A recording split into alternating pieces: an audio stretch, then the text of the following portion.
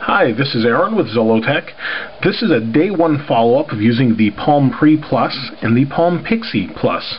Just wanted to give you my first impressions and a little better close-up of what's actually going on. So here's the Pre Plus, as you saw before. One thing, I get a little bit confused using this because there's no button here down here anymore. On the Sprint derivative of this, there was a button, and it kind of signified that's the bottom, and because you've got a little protruding earpiece here, it feels more like that's the bottom until you do that, of course. As you can see, this is a little bit bigger than the Pixi, but everyone I've shown this to today has basically said they like the Pixi better. Despite its slightly slower speed and smaller screen, they like the tactile keyboard better. I have to say I like the keyboard better on the Pixi, even though it is a little bit smaller. You can see here. I do like the smaller form factor. However, for myself, I think I'd pick the Pre, but it does some interesting things that this can't just because of speed, such as many more windows than this. You may have seen another video of this with 50 windows open, and it could have kept going or 50 cards, I should say. So in here, what they did is they just opened web, a web page, and here's precentral.net. It's a pre-enthusiast site. If you haven't seen it, they have their own videos, and what they did is they're the ones that actually made the video and just opened card after card after card, and these are the cards if you're not familiar with it. You can hit different things and open multiple programs or multitask with it, unlike the iPhone. That's one big advantage this has. So you can go back and forth between cards, a couple different gestures you learn, and we'll show you those later. Initial impressions on battery life. The Pre still isn't the greatest on battery life. To give you an idea, my iPhone gets charged basically on my way to work and home, which is a total of about 30 minutes. This, I did charge today, and then you can see the battery in the upper right. It has a pretty good charge. It says 71% is left. I didn't fully charge it. It's doing okay with moderate use. This has had heavy use, and one thing that really drains the battery is it's connected to AOL Instant Messenger all the time. And so what I did is I turned that off, but everything else is still left on. So we dragged to unlock, and what I did is I took a note of this evening. Now it's pretty late in the morning. It's probably about 1:30 almost, or it's 1:42 a.m. I work a weird shift, got out, came here to check this out, and it's at 72%. Now what I did is made a note so we could kind of see what kind of time frame we have. So at 9:27 p.m. the battery was fully charged. It's now 1:42 and it's 72%. And this is, I've had pretty decent use, texting, some web surfing, testing out speed between these two, and that's kind of what I've been doing with that.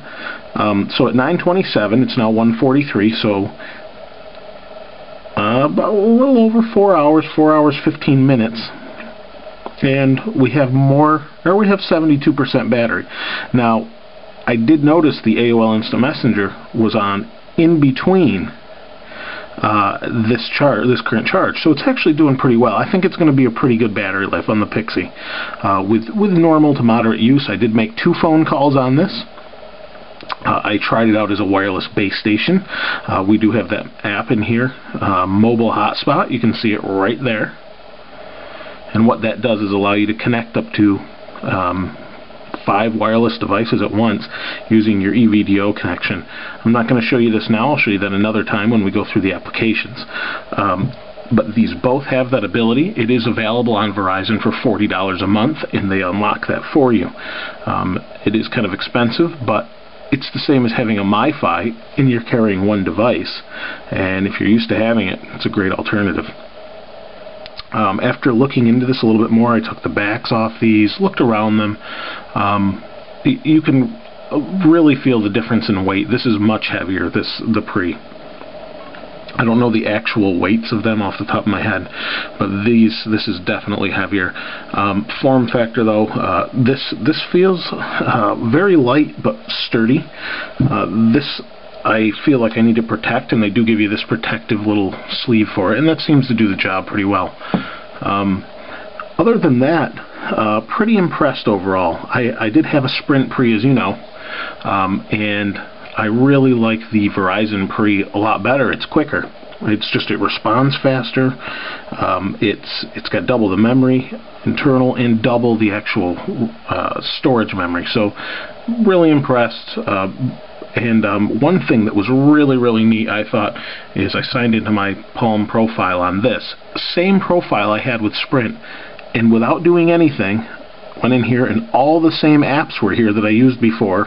All of my contacts and everything else just loaded into here, synced up, and was ready to go. So that's part of their synergy thing, I think, with their profiles.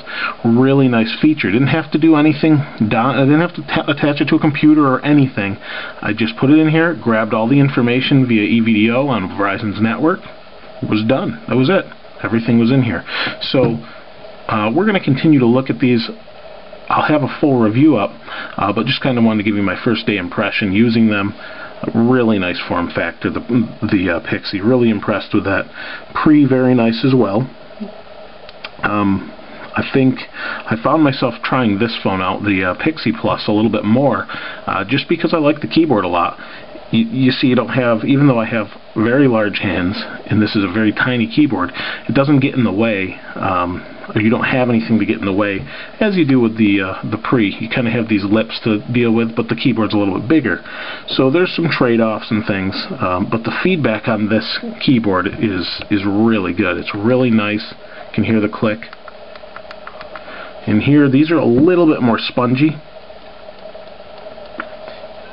And really like them. Love WebOS. In my opinion, now I'll probably get a lot of flack for this. I've used a few Android phones. I've used WebOS phones. More than this is I've had one my own for 2 weeks. Use these. I like WebOS better than Android for usability. For someone that wants to kind of hack and get into things, I would say pick Android. But next to the iPhone, myself, I'm going to pick WebOS. I know it has less apps, but I really like the operating system, and I think it's really sleek. It's innovative. It does some things well that I would use, and it's a great overall messaging phone, especially the Pixi Plus. So again, check them out. We'll continue our coverage of this and continue to show you what we think. Call quality, by the way, on the Pixi Plus is really good. I was impressed. I would dare say it's better than, well, it's Verizon. It's better than AT&T. However, the earpiece I thought was better than the iPhone. That's just my opinion, but I think it sounds a little bit better. It may just be the lack of quality on the network, but I was impressed with the call quality and speed so far of EVDO is phenomenal. I'm going to do some more tests with that, and we'll show you some more, like I said, in the coming days. This is Aaron with Zollotech. We'll see you next time.